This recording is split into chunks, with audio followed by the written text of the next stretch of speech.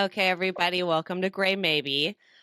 Today's guest, I am super excited about because she came out of nowhere. She came into my inbox, which is always so surprising when I get someone, and I never think that they are someone that would be dealing with the same types of things. And whatever reason I think that they are too successful, they are too beautiful, they are too stunning, all those things that they can't possibly have any experience in this realm. So when she came into my inbox, I was stunned. And then I was so excited that she took me up on the offer to come on the pod today to talk.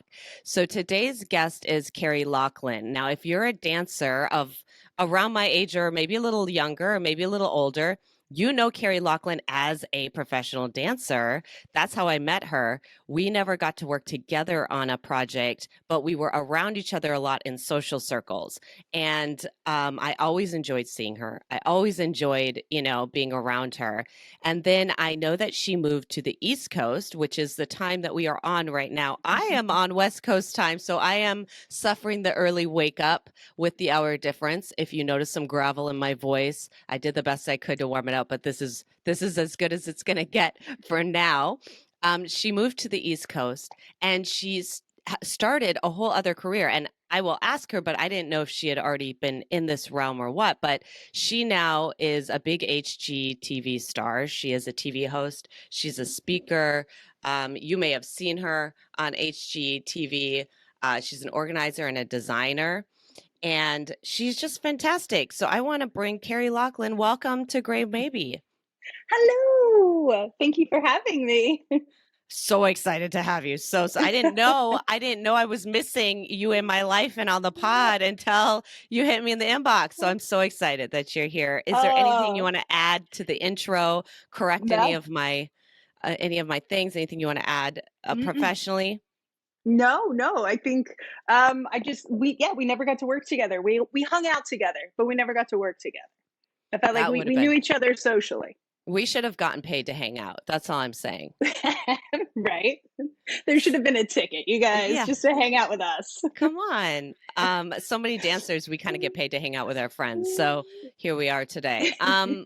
Okay, so you hit me up in your inbox on one of the last episodes, and you just talked about really relating to what I said, and I was like, what?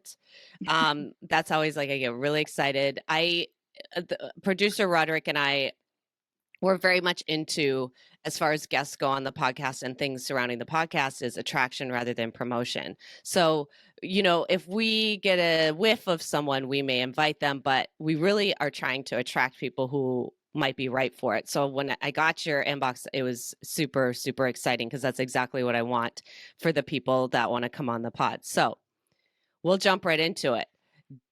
Will you share where it kind of began for you, or where you might recall some of the earliest symptoms, signs, behavior of, like an eating disorder, disordered eating, body dysmorphia? I like to do all the inclusive terms because it's so Mhm. vast. It is so vast, and even myself, I'm like, is it? Oh, it's distorted eating now. But yeah, first I want to say, thank you for talking about it. That was like one of the things that I follow you all the time. By the way, I We're was like, spying on each I other. know. I was like, I always follow you. Like it's funny how certain people stay in your feed, and then the more you like actually look into their life, they stay in your feed. So Yeah, I've it's the always been. algorithm. It's It the is. It algorithm. is. So you've always been in my feed. But yeah, you were talking about it, and I thought, gosh, it's a story that for me, I feel like people who really know me from my childhood know that story, but so many other people don't know it. And I guess I started with distorted eating when I was in high school, probably about my senior year is when the beginning of my senior year was when I read a magazine article basically on how to have an eating disorder. And I was like, they give you a menu on how to have an eating disorder. So I picked it up and went with it, to be quite honest. I do feel like every article in the 90s magazines that were marketed to teen girls were articles on eating disorders. They were. Like We, looking back, you're like, wow, how to get a man, how to lose 10 pounds, how to get a man, how to lose 10 pounds, how to get a man, how to lose 10 pounds. And those were the uh, articles with different titles. It was just a different yes, different title of the same article. It was the same article, different title. And I also think being a child of like the 90s, being a teenager in the 90s, we also, I don't know about you, but I feel like a lot of us had parents that were also hyper aware of body image. Like I grew up in a home where my mom was on Weight Watchers, Slim Fast, Dexatrim, like, and it was constantly in the house, and body image was being commented on. I'm not saying that's where my eating disorder or my disordered eating came from. It's just it was planted very early about being extremely conscious about our body image. I'm so in love with what's happening now that we have like a positive Mhm. body image. But growing up, I'm like, oh no, every other commercial is Slim Fast and the microwavable meals. And so it was already kind of ingrained in us, especially girls at a young age. But for me, I was a dancer.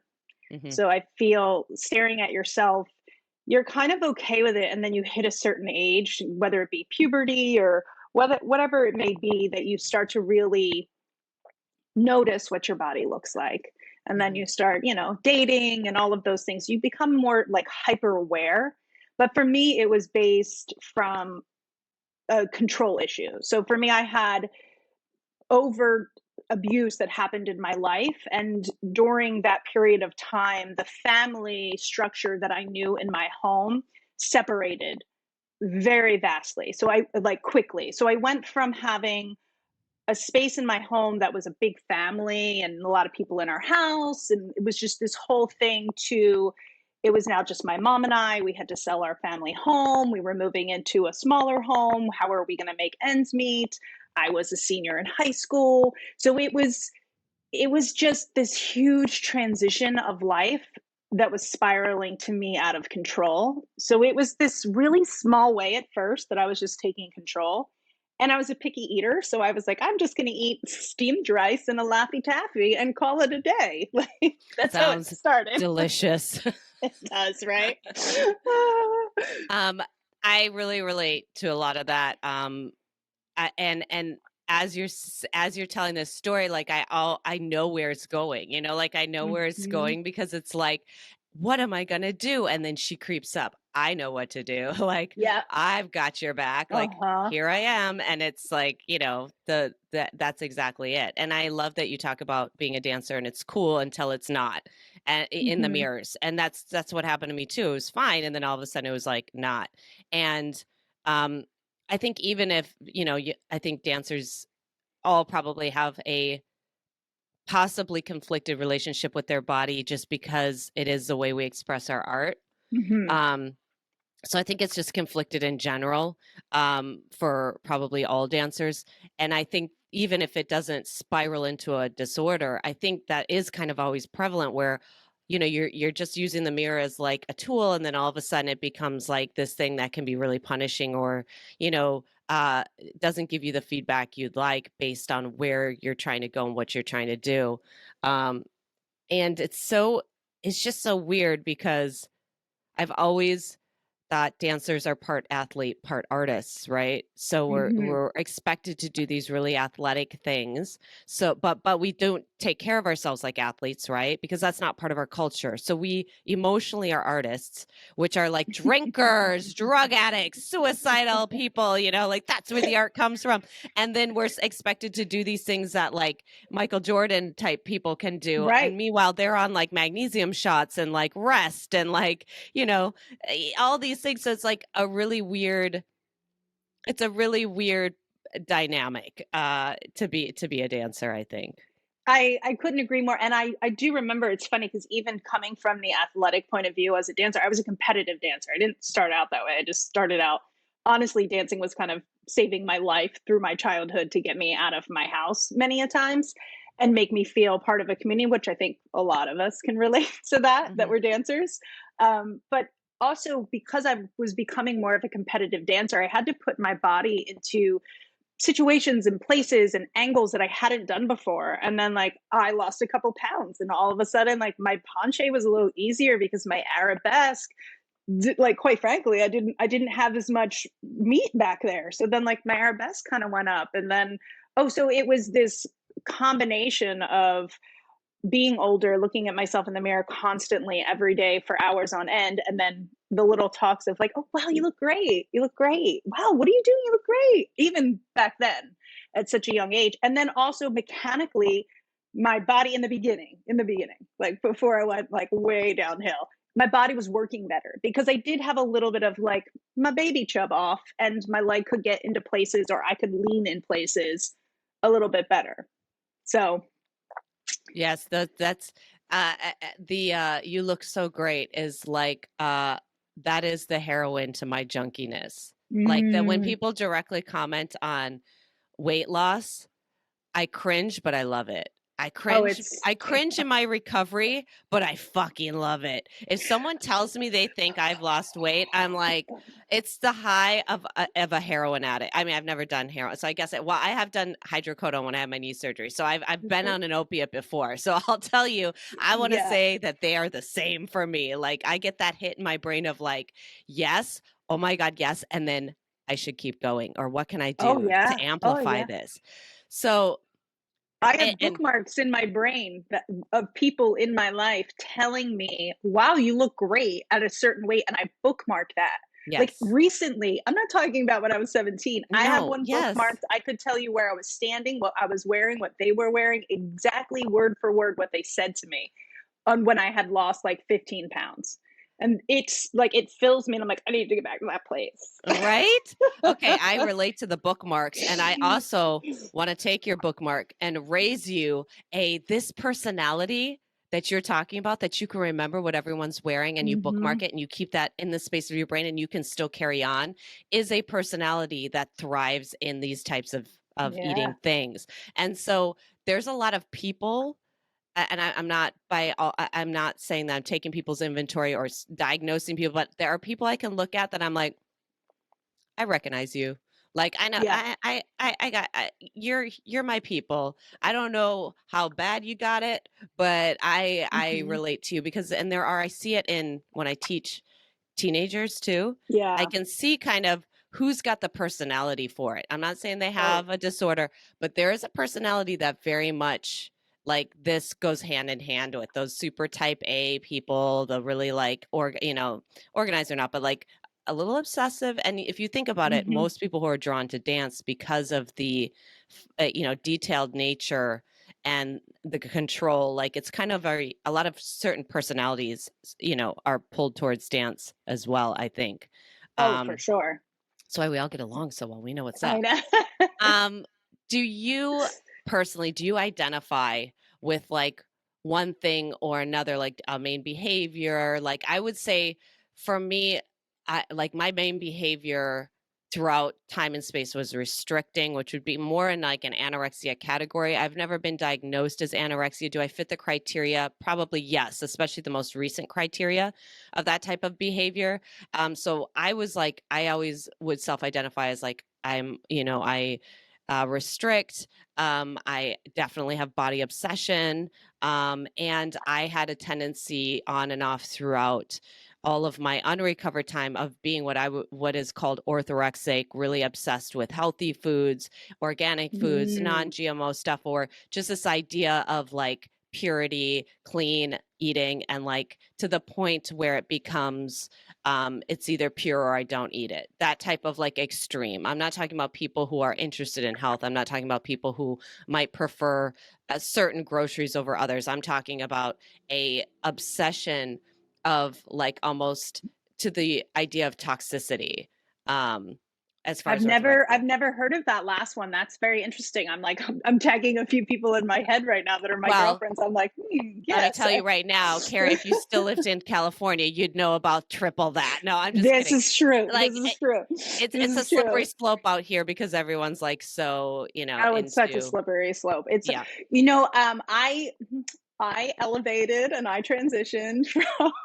from basically being an anorexic to being bulimic, and I was restricting at first, and then I transitioned into full on bulimia, which is where to me it got extremely dangerous. So when I started with my anorexic journey, I was young and I was restricting, and then I literally read an article in one of our, magazines that we were speaking about earlier, and it had, I guess it was kind of an article to moms, but it had what this girl was eating, So she weighed 120 pounds and she got down to 85 pounds because she was only eating 500 calories a day.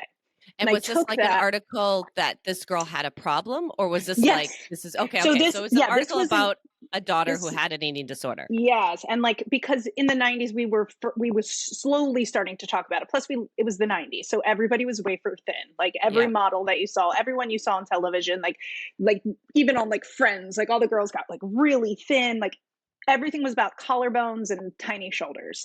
So I took that magazine article and used it as a blueprint, and that's Mhm. how I really started restricting. I started figuring out calories. Excuse me. I started figuring out calories at 17 years old, and I was restricting to 500 calories a day. And I went from, I think at that time I was probably like about 118. Oh, those days. See, I would still love it. But what would See, I you're look like, like now at 118? Like well, and you were that's, so upset at 118. I oh, guarantee you. I was But so now upset. you're like, oh Oh yes, the my good gosh. old days, the I don't even know if I'd sickness. want to get to 118 though. I would, now that you get older, you get wrinkly. So Yeah, you get a little saggedy sag. yeah. But I was about 118 and it was my goal to get down and I got down to about 90 pounds. So Holy I shit. lost like a ton. But during that time, I was dealing with a lot of stuff personally within my family and what was going on with that whole kind of life transition. But in my dance career, so to speak, I started to kind of find myself in the competitive world and I started to kind of be pushed out front. So for me, it was, well, here I am in this space and I'm taking control. And by taking control, look at me, like I'm blossoming in this career. So I was tiny, and then I started auditioning and I got my first job. And at 17, I moved from New Jersey to Richmond, Virginia to do a show with Barry Lather. And it was such a big deal because it was Barry Lather. And it was at a theme park in Kings Dominion. And my parents took me down there. My mom and her husband at the time took me down there and got me an apartment by myself. So I was 17, living on my own for the first time. And right before I left home, I started to become bulimic because I couldn't restrict anymore. Like Hmm. I was like, oh, so I was like, well, if I eat, how does this bulimic thing work out? Hmm. Again, read an article somewhere about like eating disorders, figured out how to do it, and started to binge and purge.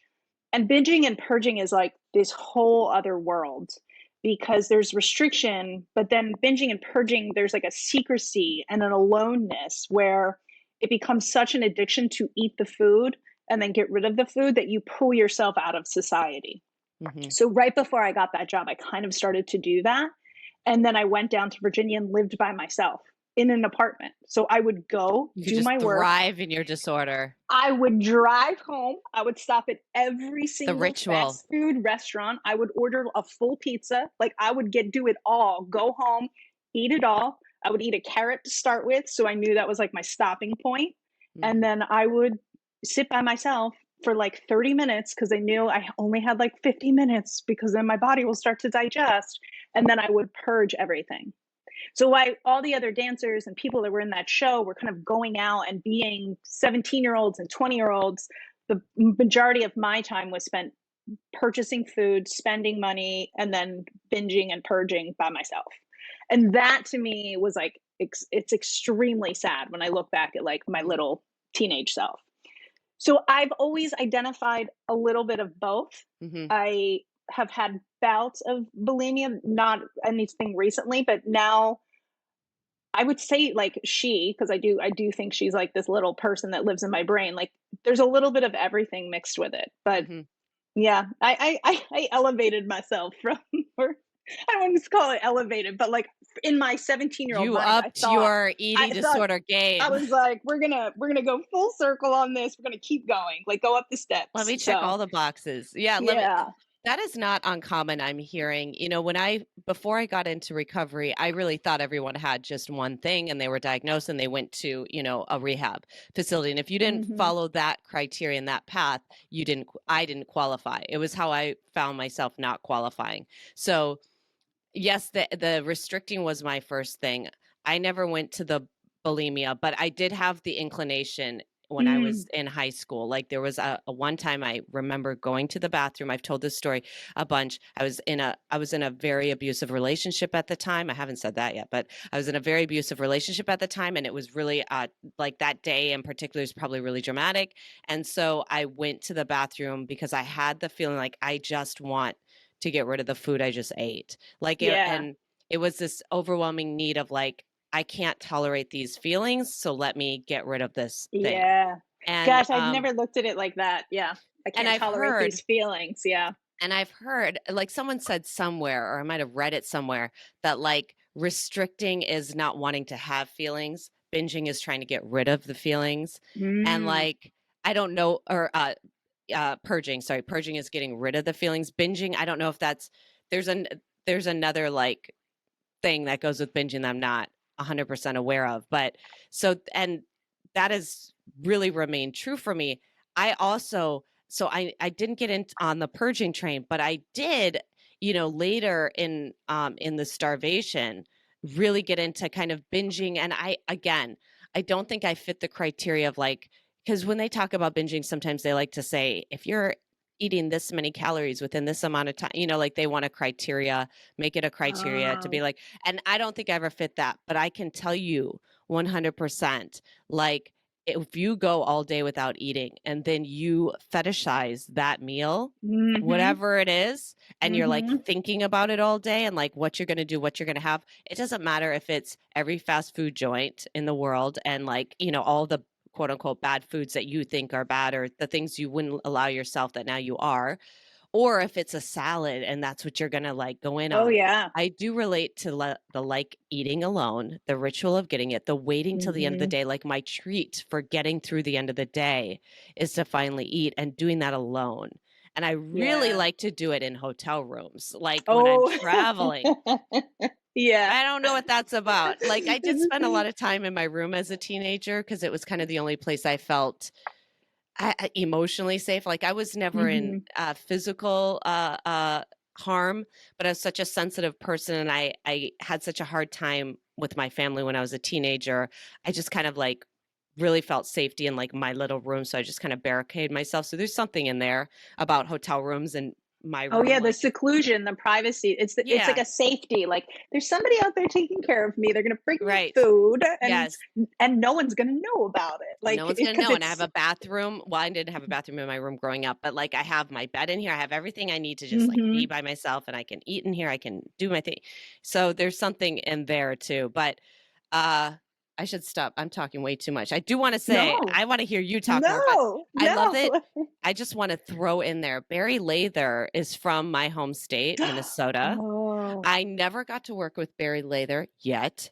Yet, yes, Barry. yes, Yet, Barry. But yes. I have always kind of, looked out and seen, like, and always been like, oh man, that's so cool that he's from my home state. And I think he still lives there and he would come out and work and do things, in LA or wherever he was working. So I love that you got to work with Barry Lather. Well, I'm going to, his wife is named Carrie, so they used to teach on Tremaine, and like where I grew up, I liked more.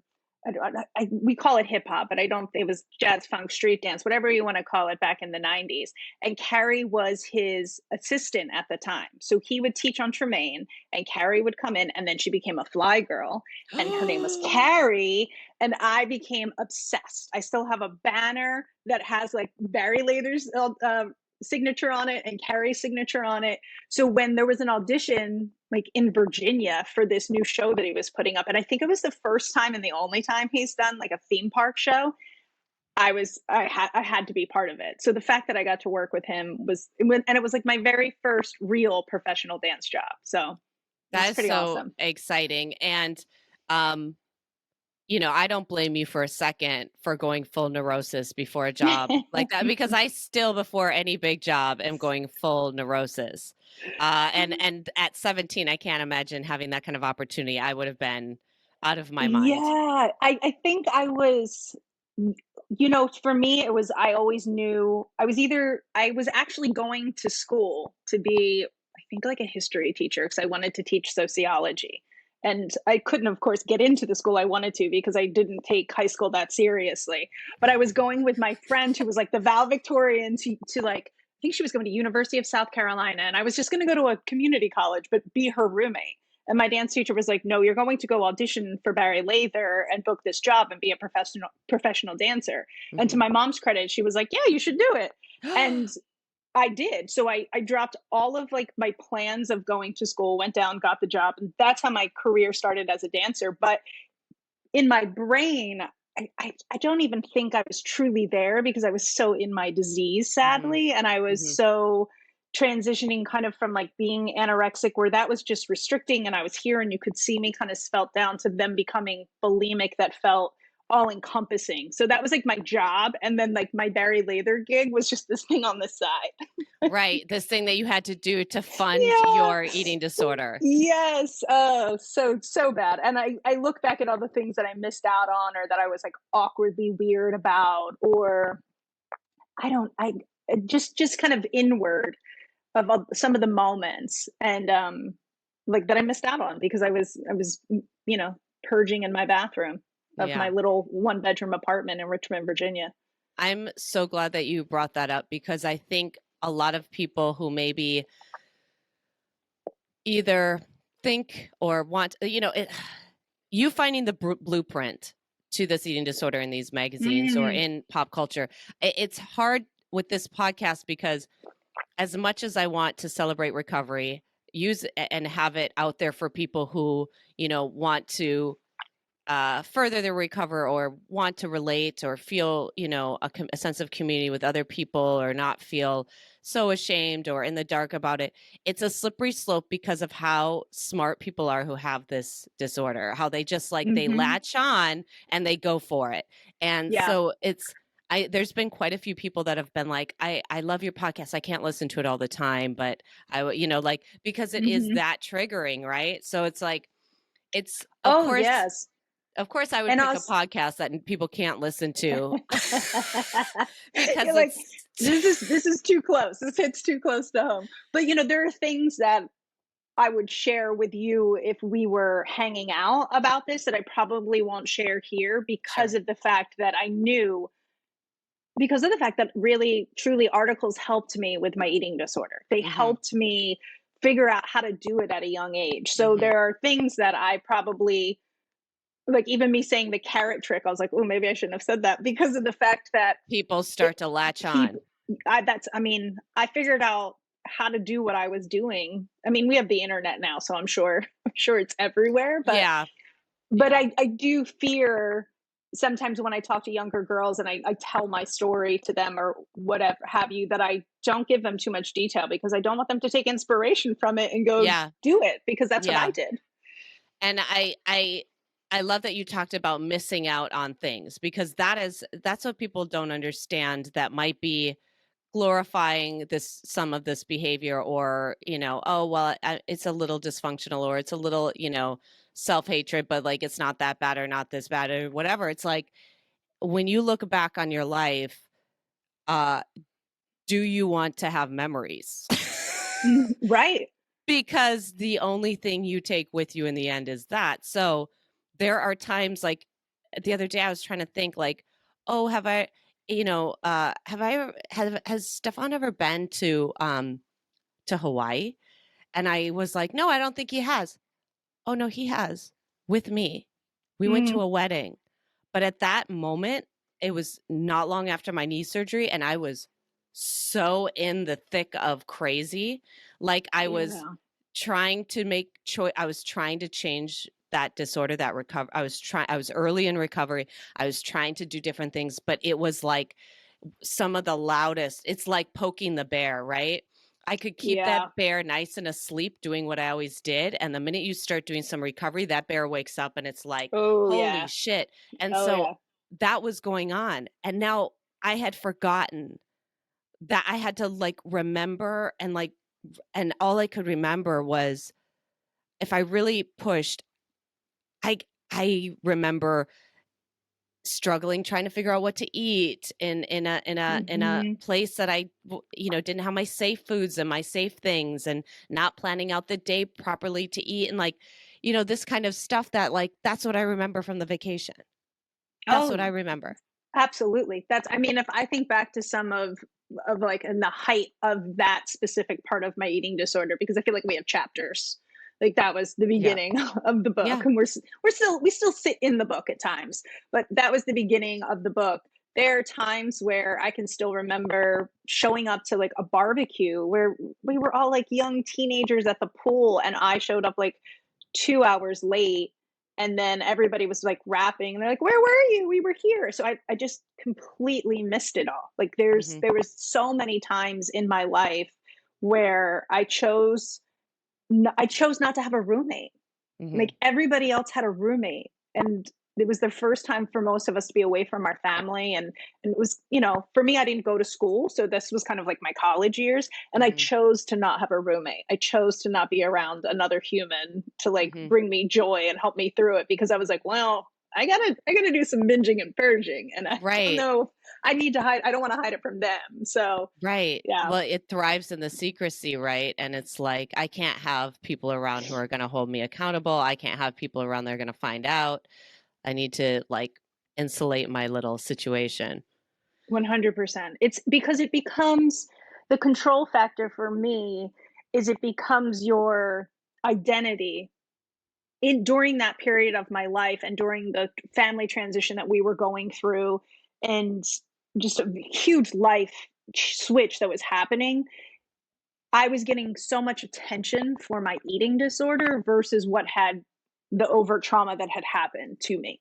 So Hmm. for me, it was kind of like a safety push and control of like, oh no, don't pay attention to this part of my life. Right. Like I don't pay want to talk attention about to the that. yeah, pay attention to the fact that I'm literally shrinking before your eyes. And then I did. I had so much. Oh, are you okay? What's happening today? And people taking me under their wing and holding me and hugging me. And when I think back about it, I'm, I was looking for that. Yeah, I you wanted did. that. That's how you got the care that you wanted for this other Yes, thing. I wanted that because of what had happened and what was going on, but I didn't want it for that because of a multiple, I'm sure, layered reasons that I Hmm. need 27 more years of therapy for. Hmm. But Hmm. in that moment, as a young girl, I was like, I'll just take all this love and admiration of like taking care of me because I'm thin. And Hmm. then once I left home, I was on my own. So I like left in the height of my eating disorder. And then it, sadly it kind of went on to some of my closest friends, which is probably why I met like one of my best girlfriends ever in life, who was also a dancer, Heather Hmm. Robertson, smoking hot. But I met her when I was 17, and she's still one of my best friends in life. And she saw in me what was kind of happening. But like, I feel when I look back, I'm like, wow, I just put that on you, didn't I? You were 21 and I was 17, and I was just like, hey, I'm going to come in with all my baggage. I'm going to be Girl Interrupted because I was obsessed with that movie. Like, I was like, let's go. And my other best girlfriend from home, like, she dealt with my eating disorder every day. Like, she would Mm, let me binge at her house, and mm. then she would literally be like, are you going to go throw up now? I'd be like, yes, I am. And she's like, okay, I'll see you in an hour. But she was the saving grace in my life because she allowed me to Yeah, kind of live there for a minute, but yeah. also called me out on it. So, Well, you got to dress rehearsal that hmm, shame, right? You got to yeah. dress rehearsal that. So you didn't have to stop, right? Because it's like a junkie. You can't just stop a drug without some withdrawal. Hmm. So you got to kind of like, you weren't going to stop your behavior, but you got to turn the light on with one person and just test it out, Yes. and just kind of be like, so this person knows and like they're fine. Like what a gem. Oh, What yeah. a Oh, gem yeah. of a person to Such a like gem. kind of call you on it, let you do it. Because at the end of the day, like it's it's so tricky because eating disorder stuff is so much like people who have addictions in the sense that until you're ready to make a change or get the help that you need, it's not going to do anything. Hmm. You're gonna continue your behavior, you're just gonna get more secretive, or you're gonna placate to people and do, like Kat Tokart's Dyson was on the podcast early in the season, and she talked about how her family found out, did everything that they were supposed to do to get her help, and she was going to the therapy and she was doing the things, and then she would just still do whatever she was going to do, right? She just Hmm. got kind of more secretive about it. And so it's the same thing, like what was your friend going to do, like turn you in, and then what, you're just going to, now that friendship's probably ruined because you'd feel betrayed, and then what are you going to do? Yeah. You're still going to do your thing because you weren't ready to move One, on. You needed that. 100%. You needed 100%. that. I Yeah. like she's like my sister to this day, but I had other friends that would tell me just to get over myself. Like I Oh, had yeah. a real a real like South Philly friend, and she was just like, Carrie, just get over it. Like just stop already. And I was like, oh Mhm. gosh, if I only could. But I do remember in those moments being like, but if I stop, then I don't have this thing. Like Yeah. this is my in those moments it was my thing. Like I was holding on to it almost as a life preserver because it Mhm. kept me going and it kept my brain away from everything else that was happening and it kept me afloat and it gosh, it sounds terrible, but it gave me a little bit of purpose. Like I Yeah. was like, okay, here I am with my eating disorder and we have to keep going, you guys. Yeah. Yeah. Well, I think it's interesting that very few people would tell a heroin addict just stop. Right? You would never. Nobody says that, right? You want that, of course. You're like, I would Yeah. love for you to just stop, but nobody says that to a heroin addict. No one says that because it has been understood that they can't. That this is something that Mhm. we all grew up, especially in the 90s, because heroin was like heroin chic was so celebrated. Yeah. And it was like kind of the first time I think people really were talking about, that type of opiate. Like everybody understood and was educated to the fact that these people cannot stop, that heroin is so addictive that they cannot stop. And Mhm. usually people are doing heroin because they are in some distress. Normally it's not, I have a great life, everything's going great, I feel great, I'm, very healthy. Why not do some heroin? That's usually not the deal, right? Right. So all of this stuff, like the get over it thing, anybody who might be listening who is like, yeah, why don't people just get over it? Well, I would liken it much more to a heroin addiction because it is how you are dealing with, tolerating, and able to go about your life while dealing with whatever traumas that you have, or things that are dysfunctional, or things that you're not ready to fully or can't deal with yet. Mhm. Um, so I relate to all of that. I love that you brought up all that stuff. Would you say that? Do you know if you had a rock bottom? Or a lot of people when they do start on their recovery journey are like, well, this was when I knew I needed to do this. Or sometimes people have a series of um glass floors and they Yes. just like, I thought this was my rock bottom, then I busted through to another level, to the basement. Yeah, I think for me, I had mile markers that were telling me you need to change something different. Like when I was in my full anorexic state, I was the senior of my competitive dance studio. So I was a girl for because being an older girl, there were younger girls looking up to me.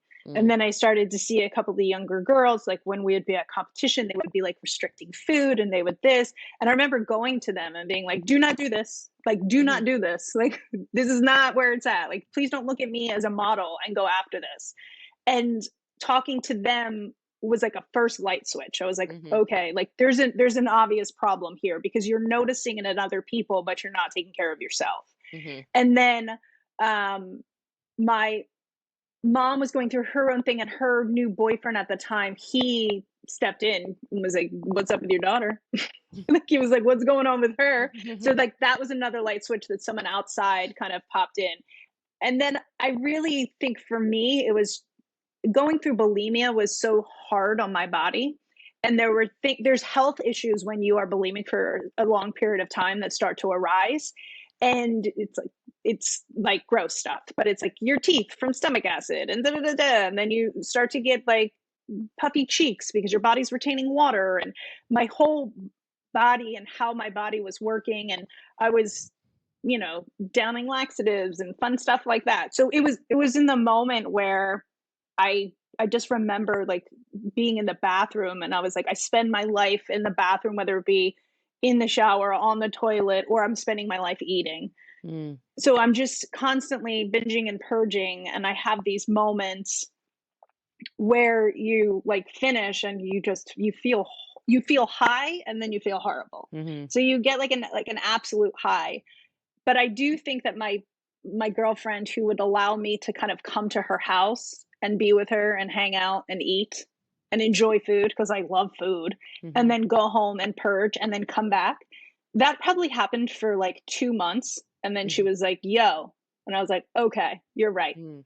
And between her and he's now my stepdad, between the two people from the outside world kind of coming to my mom and I and stating it, like there's an absolute reason, like something's going on with her. We need to get her help. Mhm.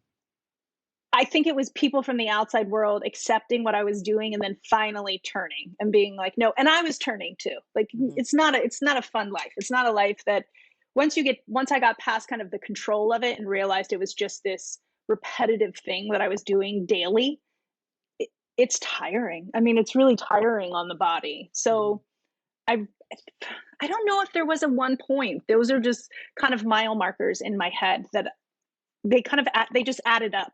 Everything started to add up. So I don't know if Mhm. I mean, I hit some rock bottoms, but I'm not Right. that yeah, I hit rock bottoms with bulimia for sure. Mhm. There was a lot of stuff that is like science class stuff that I definitely hit some rock bottom moments where I was like, "Oh, really? This is where we're at. Okay, great." Like, Yeah. Yeah. yeah. And I do think like in the recovery world a lot of times, specifically because I'm like one of my main uh tools of recovery for my eating disorder is Overeaters Anonymous OA, which I don't consider myself an overeater. It is a very inclusive program to anyone who might be curious. But you know, in those types of 12-step recoveries, they talk about rock bottoms because it's based off of AA. And a lot of times they talk about, okay, if you're Mhm. an addict, you have a rock bottom, blah, blah, blah. But I do think that people misunderstand, like, it doesn't always have to be one thing. It can be Yes. a series of rock bottoms, right? Where you're just like, and that can kind of also be cumulative. And I just I like people to explain that part of it because it's not always just this one thing and that was it. Yeah, it's not, and I think too, I was realizing maybe through a little bit of maturity, even though I was still pretty young, that the people around me that were loving on me and help I was hurting them. Like I Hmm. was putting them in a pain as they were watching me do this to myself. Hmm. And that I never want to do, you know, people pleasing or whatever was another one of my things I'm sure I need to deal with. Right. But like the people pleasing side of me didn't want other people to be upset and concerned with me because everybody has enough stuff on their plate. So yeah, I had rock bottom moments within my bulimia, but honestly, I still kept going. I still That kept going. that is so sweet that your people pleasing came out there. I would have just taken that as shame and strapped it to my back and kept going. Just more fuel for my fire. Yeah, And look at yeah. how terrible I am. Look at what I'm doing to all these people. Yeah. Um okay. What do you remember, if anything, about your early recovery? Like, do you remember anything about it? Is there anything like what did that look like? I went to an actual hospital. I went to a Okay. place called Renfrew in Pennsylvania, and my best friend's sister, who would let me puke at her house, paid for it because Whoa. insurance when my mom ended up paying her back over time, but insurance wouldn't cover it, and she had some money from a family member who had passed. And when my mom was trying to get me in and calling all the insurances, she stepped forward and she said, I'll just pay for it and you pay me back." So that was huge Wow. because I had this support system around me. My mom's new boyfriend, who is now my stepdad, but when that was like umpteen years ago, but like I was like, who's this dude just like coming in, like, let me help you? I'm like, okay, fine. But I I remember being dropped off at the hospital, and the hospital that I went to was anorexia, bulimia, overeating, and then all of the things that make us do that were also involved in that therapy. Mm. So all of the overt traumas that we went to through, the abuses that we went through, everything, it was you just walked into this establishment and you were doing family counseling and one-on-one Mhm. counseling, and you were in group therapy with all walks of life. Like you were Mhm. really in a place where you were in all walks of life and all walks of disordered eating, which I Mhm. think in and itself was beautiful Mhm. because we could all relate on the control aspect of it versus just being in, if you were an overeater, you would be with people who physically looked like you or anorexic physically looked like you. We had women that were hooked up to like breathing machines because they were anorexic for so long. And to me, that was kind of one of my turning points. Mhm. Her name was Michelle. She was wonderful. And her whole family came to visit her like on a family day. And she was in her hospital bed and she was connected to tubes. And she and I would be in some counseling together. But to get her to our counseling sessions, they had to like put her in a wheelchair and bring her in. And she was probably, gosh, in her 30s at that time. Mm. And I just remember looking at her and being like, oh, no, no. And then seeing her children and how it was affecting their family. And I Mm. was like, I'm good. Like, I remember like calling my mom because we had only certain times we could like use phones and everything like that. And I remember calling my mom, like, I'm so good. Like, I totally understand this. Right. I'm It I'm was I'm on the up and up. yeah, like I've that was a huge seen my light bulb fate switch. and I Yes, don't want it. exactly, exactly. But I do remember you had to eat a certain amount of calories. Like Mhm. you had to specifically eat the certain amount of calories, Mhm. and like my body couldn't take it. Mm. So I was trying to eat the food, being Mhm. like, I'm going to eat this food. And my body was naturally purging it because Mm. it just wasn't used to having food in my system. Mhm. And that was a pretty rough, I mean, I would think of it similar to like a detox for Mhm. somebody who was, an addict with drugs or alcohol. My Mhm. body had to figure out how to keep food in its system. Mhm. So those are kind of the really big moments I remember towards the beginning. And then Mhm. after I spent some time with people and heard their stories, um, I just flipped, to be quite Mhm. honest. I was like, nope, I'm good. Like, let's do Mhm. this. Yeah. But I flipped in that moment of getting over the really big hump, the obvious hump of having disordered eating. I don't think I ever, if I'm being honest, I didn't get rid of it. I just got over the really big hump of not Right. doing it every day. Right. Well, and I I don't know how other people, I've been in recovery for probably 5-ish, maybe longer years, 5-ish years. And I'm waiting any day now to not hear that side, like any day now Yeah. for it not to be around. And so that's why more recently I've just kind of been like, yeah, I don't think this is ever going to go anywhere. It's just Mhm. who gets to make the decisions. Um, and I do feel like, although that's a bit crazy, like maybe to other people that I'm like, yeah, there's this little eating disorder chick who lives in my head and Oh, yeah. she can get real loud and she can take control and start doing shit and pulling levers and driving the bus and doing all kinds of shit if I let her do it. But, so I have to kind of like pull her back. But, it is the easiest way of kind of dealing with it day to day. And I do think that's a pivotal moment. Like, I do remember in some of my early therapy that one of the therapists had asked me, like, what is your ed voice? Like, what is the eating disorder voice? Like, what does it say? What does it sound Mm, like? What does it look like? Like those things. And I was like, what are you even talking about? Like, what voice? Like, because to me, it was my own voice. It was just me. Like, yeah. I couldn't separate it. It was just all one. So I was like, I have no idea what you're talking about. I'm like, what, like a little Monopoly man with a Yeah. monocle, like who's a little like critic? Like, what is it? Like, I don't know. Um, It's that's so you gotta name it. yes. Sometimes I name her Sheila, and I'll just Oh, talk to her. Sheila. Yeah. Like, sometimes you just have to name it because in through my history of this, a lot of times it's probably my younger 17-year-old voice coming out and trying to have those moments. So I'm like, Hmm. this isn't, and you said it exactly. It's whether or not you choose to listen to it and Hmm. who gets to decide what you do. Yeah. So like Sheila comes up every now and then, and I'm like, girl, you need to go away. And I have this is a really off script question. Now, is Sheila like, like, is Sheila stuck in the 90s? Is she like Weight Watchers or is she like more up to date?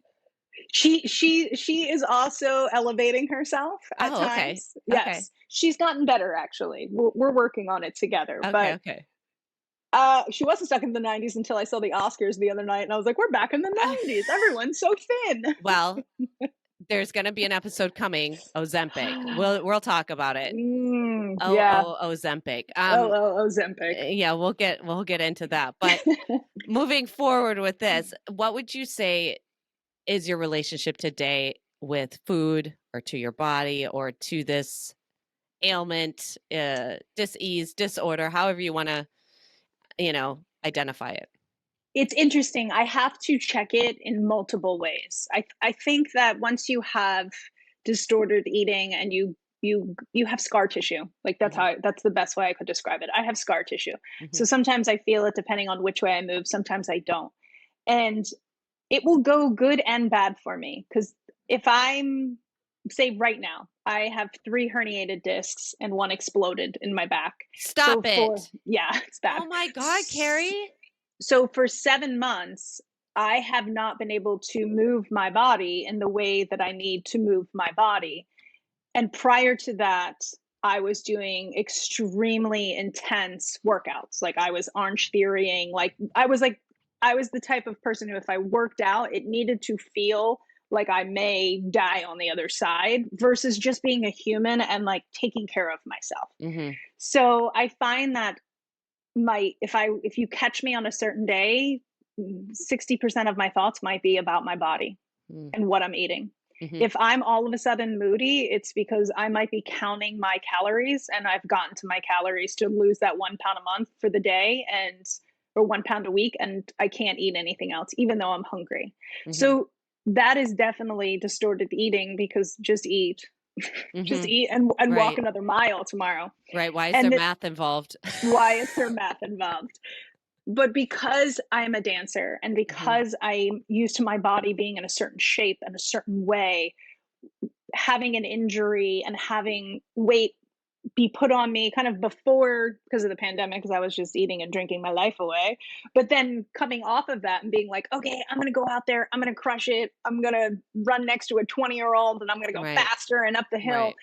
That is part of the over exercising of the eating disorder, or the just going too far, like reminding yourself, like, no, you're in your 40s and you just went through a pandemic where you literally walked around the block once or twice, and that was it. And now you're like trying to go 100 miles an hour just so you can get back to a shape that you might not ever get back to, because you had a baby, and your body just changes. Like it just evolves. Your body moves on and becomes a different thing. But it also will do the opposite, where I will not take care of myself, or I will eat too much knowing it's too much, or drink too much, because I'm like, well, I should stop. And then I'm like, is that Sheila talking though? Yeah, let's make it Sheila talking, because I really am enjoying Sheila myself. got in there. Yeah. So yeah, I'll use it both ways. I'll use it when I'm feeling, I don't like the word lazy, but when I'm feeling lazy and I want to eat a bunch of food and drink a bunch of drink and not have to worry about it, knowing that I'm not going to feel great in the morning, knowing that this isn't helping my mental state. Right. You're like, Sheila, you got 30 seconds on the clock. Yeah, What would you like to say? And she's like, you know what? Let's not count our calories today, because that would make us feel like we were restricting. So go ahead. So it's interesting how I use it to my advantage. And lately though, I've been trying to retrain Sheila. I've been retraining her to like that walking 4 miles a day and doing the calisthenics that I need to do to recover my body and to rehab my body after my back injury is where we need to be right now. So I'm retraining. But if you catch me like next week on a Wednesday and you ask me the percentage of what I thought all day about fitting in my jeans, having to be on camera, what I ate today, if I really want to drink, but I'm not going to have that glass of wine, it could be 90% of my day. And I'm glad that you brought up being on TV, because that's another really big thing is you're still on camera. So yeah, you're not a dancer, but you're still on camera. And I quickly, my eating disorder will quickly, because so much of my eating disorder is body dysmorphic and just body dysmorphia in general, which for people who don't know, like body dysmorphia is not just obsessing or seeing something that isn't there. It's also hair pulling, it's skin picking, it's cuticle picking. It is the inability to tolerate any of that kind of stuff and a way to deal with anxiety. And the body dysmorphia quickly will switch from my body. If I don't allow myself to pick at my body, it will quickly switch to my face. So now I'm looking up where I should get Botox. if how I should, like, is my jowls, are they sagging? What kind of, I will quickly start filling an Amazon cart with 5-star rated face products, which are all going to make me break out, PS, because I have super sensitive skin. But I'm going to pay that money and do that thing anyways, because, and I did that before when I was doing Maisel during 2021. I was out in New York for Which you were 6 awesome months. in, by the way. Thank you so much. So, you know, post pandemic, I thought I was retired. I was like, I'm going to hang it up. This is over. And then that job came, which is the biggest, I would say the biggest job of my career. And I was not in the shape I wanted to be. I was not in the headspace I wanted to be, but I did it anyways. And I was locked up in my little, you know, Airbnb because we were still pretty much on a lockdown, even in New York. Mm-hmm. And I didn't want to get COVID because then I wouldn't be able to shoot and do these things. So I was like really locked down and really strict. And I wasn't, and then someone did test positive, exposed us. So we were on a 2-week break. And then Amy and Sharon Palladino and Dan Palladino sent us these big gift baskets because we were on a 2-week hiatus with like food and all this like amazing stuff. So I'm trapped in this Airbnb with all this food, like losing my mind, you know, pandemic and, you know, anxiety, neurosis, going to be on camera, haven't been on camera, haven't danced, haven't, you know, like all those things, extra weight, all the things, going to be in a thong, no tights. And I was like, I should fix my face. Because I was not going to allow myself to do weird stuff with food, even though I was still like really borderline with it, you know, like I was like, let me get some Amazon stuff. I need to get it here today. This will fix it. But so there's like being on TV, that's a whole extra level. I'm not saying that if you're not on TV that you couldn't have as much obsession, but there is that extra level of thing. Yeah, absolutely. And I've been like, I am a bigger girl. Like my bones are bigger. Like, and after having a child, I feel like they got even bigger. But like my shoulders are wider. Just my actual bone structure, I'm built like a German nana or something like that. I don't know if that's true. I think that might be how you feel, Carrie. I haven't seen you in several years, but I don't know if that's true. No, it's not. Sheila thinks you're big boned. I don't know if that's true. It is, but I'm not small bones. Let's put it this way. I have friends that if I walk up to them and I like hug them, you can feel their smallness. Okay. You know, I take up some space when I'm standing next to you. And when you're co-hosting with somebody, it's just like when you take a selfie with your friend and your face is more forward than their face and your face feels like it's 7 times bigger than it really is. When you're on camera like that and you're co-hosting, I've had producers come up and tell me, like, this was before we've entered a new generation. But I've had producers tell me that I had to put a jacket on because my arms were too muscular and they didn't feel like feminine enough. And I needed to dress. Hold on. Yeah. Hold on. I was like, your arms were upsetting the producers. My arms were upsetting the producers. Your arms were perturbing the patriarchy and making them feel weak. Put on a jacket. Yes. And put on a jacket, you strong woman. You need to be weak and frail. We cannot tolerate it. It's so true. And they were like, we need you to dress more like designers. And I would they would show me or very svelte women at the time. Like the people that they had in their mind were very svelte women. So I was like, oh yeah, I don't look like that. Like that's not my body type. So I had to navigate that in a way where like I just had to kind of let my inner kind of like, are we allowed to curse? Yes. Okay, my inner like go fuck yourself just come out and stand there and go and then that I had to really replace kind of like my eating disordered thoughts with go fuck yourself because it's the only way I could kind of pull myself through that. But it's so funny the things that people say to you when they don't know that I had an eating disorder. You know what I mean? They don't know that that's something I struggle with, that it takes up so many of my thoughts. But there's so many little things that people can say to you, whether it be somebody saying you have broad shoulders, so now you think you do, or, you know, if you lost this little bit, it would be this, or have you ever looked into fixing that? Or like these little things will stay at the forefront of your mind. And when you're having those moments, they all flood back at the same time. Oh, yes. So be conscious of what you're saying to people. Yeah, it's a self-fulfilled prophecy, right? It comes back just like, that's right. I knew it. I knew that I was crazy. I knew I was terrible. I knew I had big arms. I knew I had big arms. I knew it. I knew it. Yeah. But being on camera with other people, it's not just you standing there. You now have like, yes. You know, it's like dancing was so, oh my gosh. Dancing is like, Dancing's so intense. Dancing is Yes. so intense. And it's, I mean, y'all are the most beautiful humans in the world too. So that's the thing, is it's everybody's so gorgeous, and it's part of the art to keep your body in a certain way. Or it used to be much more, but Hmm. it's, I mean, it's that's intense. Like dancer's body, it's like I can't even really come up with a word, because we all know what it feels like. We Yes. all know what we're Yeah. talking about. Yeah.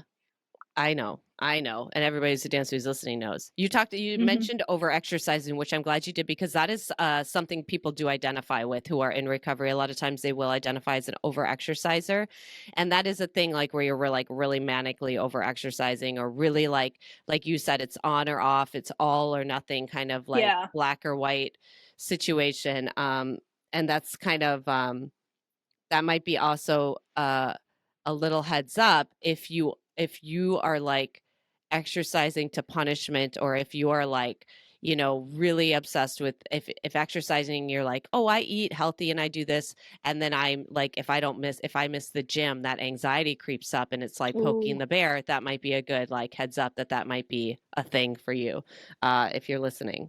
um Hmm. uh this is a complete 180, but not. How did you do pregnancy? Because I know you I have a child. How Yes. did you do that? I loved every minute of it, because I was allowed to be whatever I wanted to be pregnant. Okay. Like I didn't gain a lot of weight in the beginning, and then towards the end I gained a good amount of weight, but I loved it because it was the first time like I could just have a belly, and I was obviously eating healthy because I was growing a human inside of me. Mhm. And Sky, my husband, is like he's his whole family growing up. His dad was like super like a health guy. So Sky Mhm. definitely has brought in a lot of healthy elements into my life. Mhm. So but I loved it because you can gain 60 pounds if need be. I And mean, you didn't have any anxiety about that? You weren't like, "Oh my god, oh my god, oh my no, god, really?" I didn't have anxiety about it until that baby came out, and then And I you're was like, like, "Oh, "Oh my god." damn." Like, then I had anxiety. But no, like, I had none. I was like, "Bring it on. I get to just be in my body. This is amazing. Like, Did everything is changing on my body, and did it's you it's ever stop and think wonderful." that, "Is this how other people feel, like, about Right. food?" And, like, Yeah. what? Like, just literally Oh, the yeah. weight is lifted, the weight of your shoulders is I lifted was off. I was Sky and I were vegan at the time that we Mhm. found out that I was pregnant, and that day we went and had I was like, "I want pepperoni pizza." Like, Yeah. literally, I was like, "I'm pregnant. We're getting pepperoni pizza." Yeah. So I Yeah. really just went into this state of euphoria and just allowing my body to be my body. And then after the fact, it was a little bit more difficult, and I think still now it's difficult because my body did change so much, and I had a very rough pregnancy, so I had a lot Mhm. of recovery on the other side of it, where there was no bouncing back or anything Mm. like that. So I had to kind of work myself back. And it's funny when I think back, because I've worked myself back, and then I worked when we step on a scale, like pound wise, Mhm. when I was pregnant and I got done, I was like, oh my gosh, this is how much I weigh. And even now I'm like, gosh, I weigh more than I did after I gave birth now. Mm. So yeah. The pounds. And just for people who might be uh recovery, flirting with recovery, or want to there's a tip. If you go to the doctor and they weigh you, you can ask them to not announce the number and to step on the scale facing away. And you don't have to say why. You can just say, hey, can you not tell me what I weigh? And I'm just going to step backwards on the scale. And they know what that means. Anybody who questions it, I hope they don't. I hope that they Okay. don't. I hope that they So, don't. And then a lot of times they'll say it's still going to be on your paperwork, just so you know. And that's their cue of like, don't look at your paperwork. Like, I'm yeah, going to do this, and then don't look at your paperwork. Which of course it's I'm always so going to look at funny the you paperwork. say that, because I just had to do like my like appointment for like my yearly Hmm. yearly lady stuff. And I said to Sky, I was like, okay, cool. I want to lose like 15 pounds, and my yearly my yearly checkup is at the end of May. So if Mm. I restrict my calories to like 1,500 a day, I can at least lose like 10. And he looked at me, he was like, what are you talking about? And I was Yeah. like, because they're going to weigh me. And when they weigh me, I'm going to go home for like 4 days. And all I'm going to do is think about that number. Mhm. So but he was gobsmacked. He was like, what are you even Yeah. talking about? Like I said, oh, I'll push out my doctor's appointment because I don't want to step on a Yeah. scale. Yeah. Yeah. It's a whole deal. I don't have a scale that I use in the house. I'm not allowed to weigh myself. I have to kind of Yeah. give a good guess if it's asked of me, because it's not a great marker for anything other than my It's own punishment. it's 100%. And I will say I just recently stepped on the scale and I have mixed emotions about it because I feel like because I've been kind of coming back from an injury and I've just started to get back. I mean, I've just been able to like put socks on, and on some Oh mornings I my still can't even gosh, put socks Carrie. on.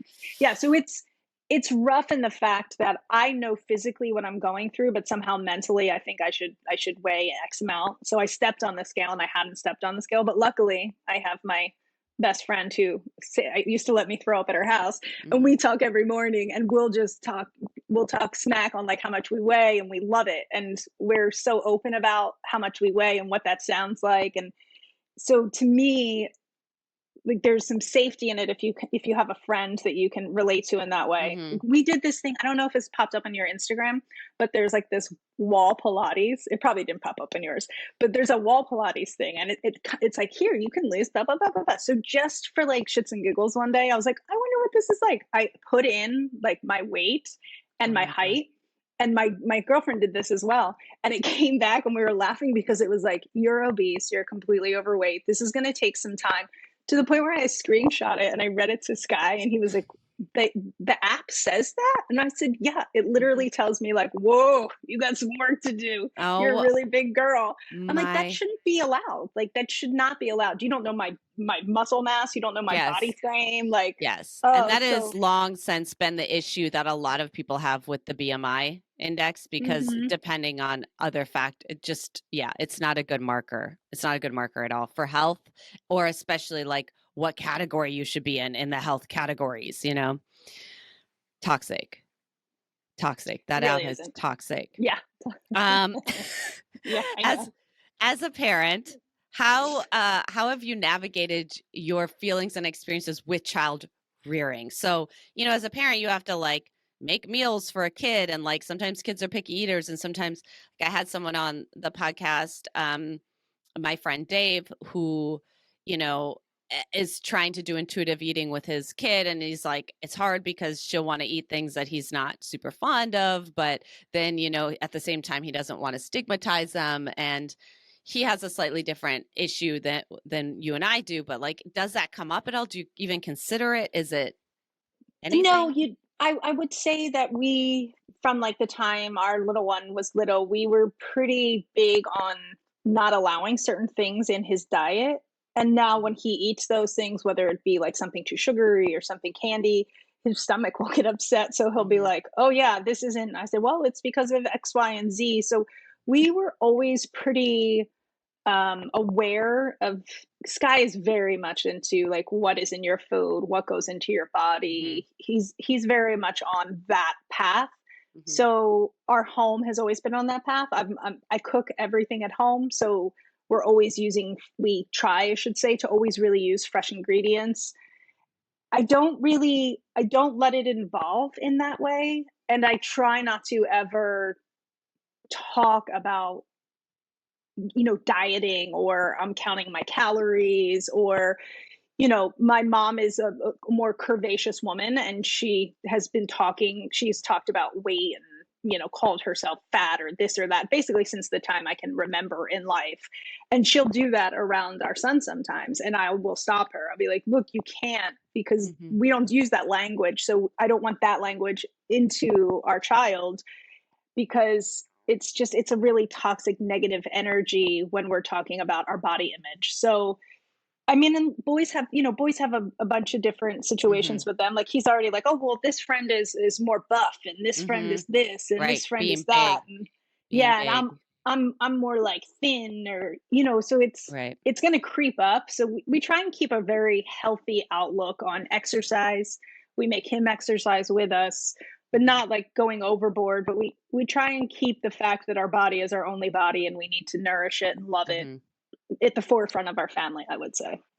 That's great. I love that. You know what's so interesting is like me, because I have such a sailor's mouth, like I'm such a like I'm so addicted to swearing. I Hmm. get in trouble around people and their kids all the time for swearing. I always get popped, or people give me a look, or I like feel bad, oh God, sorry I said that, in front of your kid. But you know what, we don't really, a lot of people would look, they would shun me for saying, a bad word, but then you'll have people or parents or grandparents with like this type of talk, and probably unlike you, they just kind of let it roll. And it's like, I'm wondering really what is worse of those two things, like someone, Oh, saying for saying a bad word, quote unquote a bad word, or people being like, I need to lose 40 pounds, I look terrible, like I oh, need to get on a it's diet, I look at this flub, look at this like I can't like yeah. I'm like, it is interesting, like what as a society we deem as good or bad, or like what we're tuned Hmm. into or not. It's kind of interesting. Yes, and I'm sure because of the fact that I recognize it so deeply whenever my mom says something about her body, because it's still constant to this day, even though I'm like, you need to stop. It's a She's gotten a trigger. little better as she's gotten older, yeah, Yeah. but she still speaks on it. She still, like, she nicknamed herself like Big Booty Judy, and like her name's not Judy, but she just I'm like like, what a great name. I know. But like, and she does have like a big booty, but we worship her big booty. We're Hmm. like, like we love it. And so Hmm. we try, and even with her, we try and switch, even at 72, we try and switch her mindset on her Hmm. body constantly. And, just even telling her she's beautiful and things like that, the fight back of that generation is intense. Hmm. So I'm very strict on certain language that cannot be around our child, because I grew up with it, and I just don't want it, whether it be negativity about your body or Hmm. anything else. So I love that. Yeah, I couldn't agree more. What do you think? Well, let me ask you this. Why do you think more people don't talk about this topic, specifically like maybe dancers? that's tough. I think that, I mean, to be honest, it's just the industry standard, or it Mm, has been for so long. And even though there is a lot more inclusivity and body awareness and body exception, the standard is still the standard. Like, it's not mhm, completely going anywhere. So mhm, honestly, I think having a certain body is part of the job, and the industry itself doesn't care how you get there. mhm, So a lot of times it's just a casualty that comes with the industry, in my personal opinion. Like, we don't care how you get to what it is. We just want you to look that way. Like, we don't care that you work out and your arms are toned for you. We just want you to cover them because it right. makes everybody else not comfortable. Because it makes one So certain producer yeah, feel it demasculated. does. It does.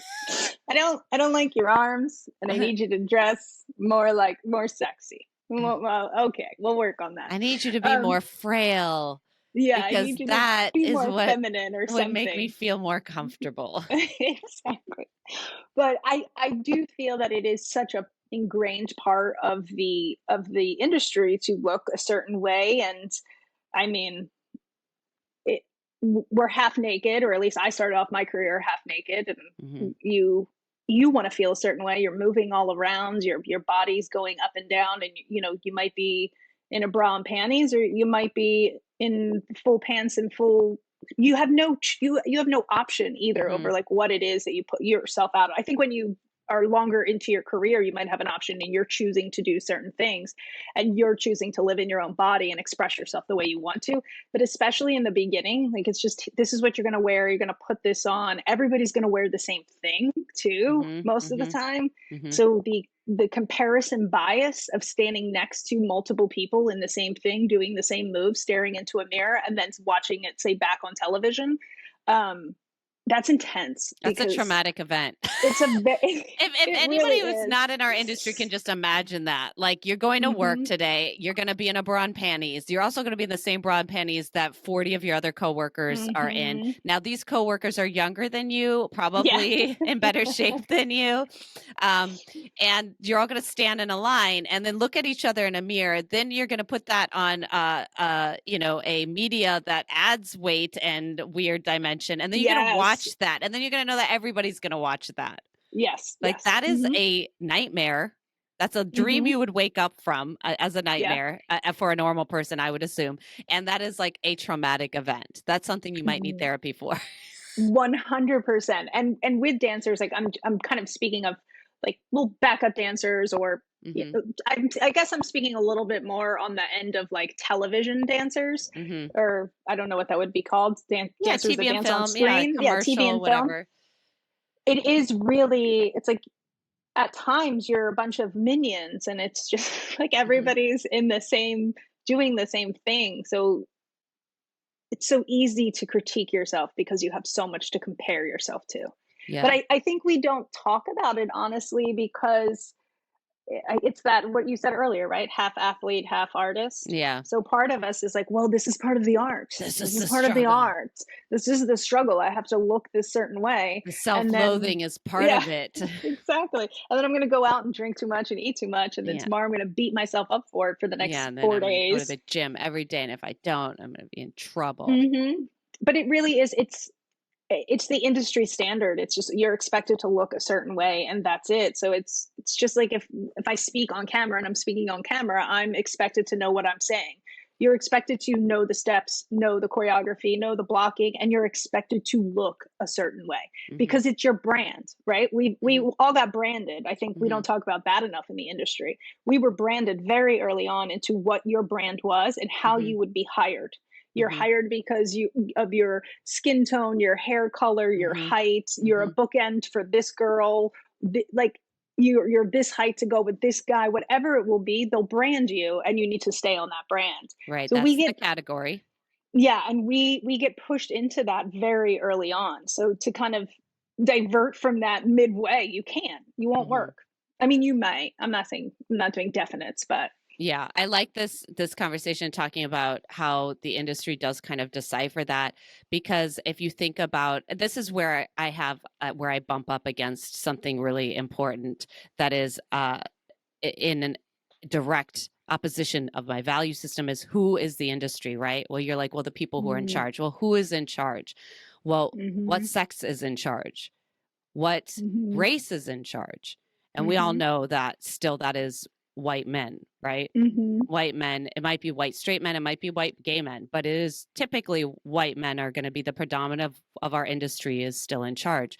So this bumps up against my value system because, this idea of like, this is what is acceptable is women being frail, is women being non-muscular, is women being smaller, is women being so emaciatedly thin, that they are starving, that they look starving, that they're not taking up space, that they can't, it just, all of it is. Well, and let's not forget the trends. It'll move with the trend. So it's like 2 years ago, it was trendy to have like a small waist and large hips and a booty or, whatever it was. And you already see the trends moving where it's like, okay, we're back to thin and we're back to this and we're back to that.